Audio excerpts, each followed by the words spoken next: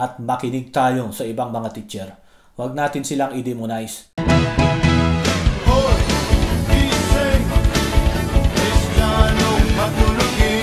Na kahit iba ang kanilang ministry, na kahit iba ang kanilang mga church, na kahit iba ang kanilang pangalan, huwag natin silang i-demonize. Dahil kapag ganon yung ating paningin sa ibang mga ministry, sa ibang mga grupo na sila ay iba sa atin, mali yun. Dahil self-righteous po yun. Para na rin nating sinasabi na tayo lang ang tama.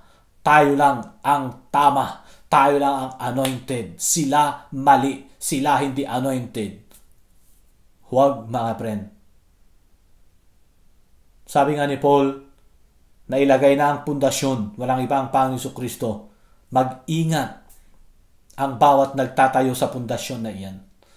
Lahat naman ng mga ministry ngayon, lalo ng mga born again, iisang pundasyon nila, ang Panginoong Jesucristo. Ngunit iba't iba ang kanilang kaparaanan ng pag-a-apply ng mga talata sa Biblia. Doon lang nagkakatalo yung aplikasyon at pangunawa. Yung pangunawa, interpretasyon, at aplikasyon ng bawat talata sa Biblia. Paano natin masasabi na tama yung ating interpretasyon? Kung ang ating interpretasyon ay katulad ng interpretasyon at aplikasyon ni Jesus na nagpapalaya, nagpapagaan, nagbibigay pag-asa, nagbibigay buhay, iyon ang tamang interpretasyon at application.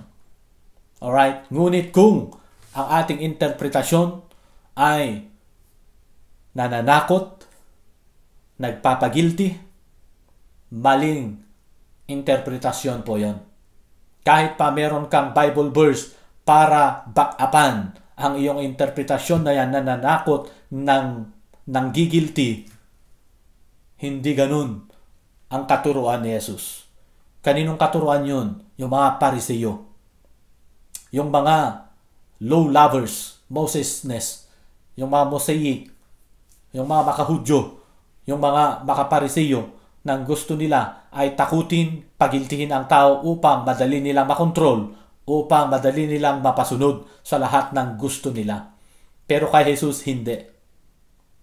Sabi nga sa Matthew 11:28, "Come to me, all you have weary and heavy laden, and I will give you rest."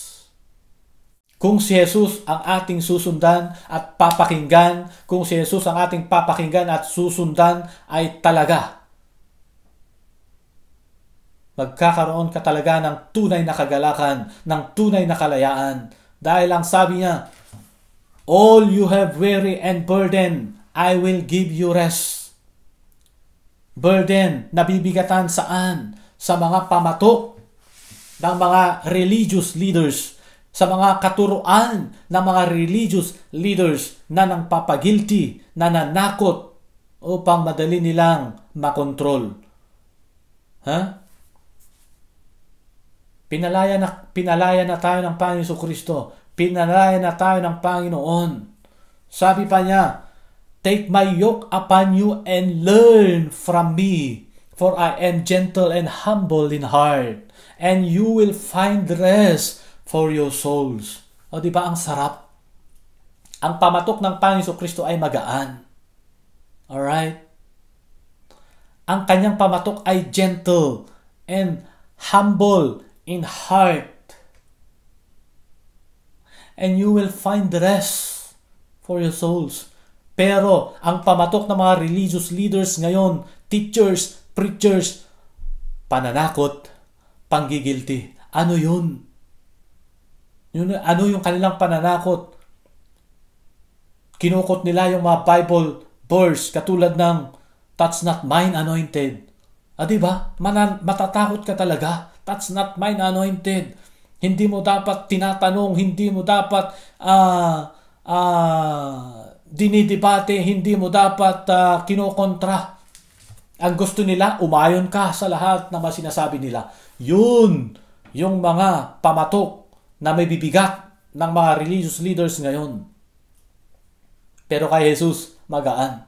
So kung titingnan po ninyo ang ministry ni Jesus, Yung mga nagtatanong sa kanya, sinasagot niya ng buong katotohanan, ng buong kapakumbabaan. Pero yung mga religious leaders ngayon, ayaw sagutin dahil natatakot sila na baka sumagot sila ay mali.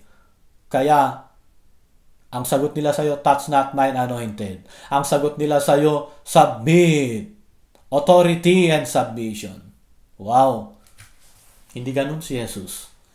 Kaya nga, kay Jesus po tayo makinig. Kay Jesus po tayo sumunod. Siya ang guro ng mga guro. Siya ang pinakamataas na guro, mga friend. Alright? Hindi ko sinasabi na huwag natin pakinggan yung ating mga pastor, yung ating mga teachers, yung ibang mga nagtuturo. Yes, pakinggan natin sila. Ngunit salain natin sa katuruan ni Jesus na ang katuruan ni Jesus ay nagpapalaya, nagpapagaan. Hindi nananakot, hindi nanggigilty, kundi nagbibigay talaga ng kapayapaan. Yun ang tunay na will ng Amang nasa langit. God bless you all.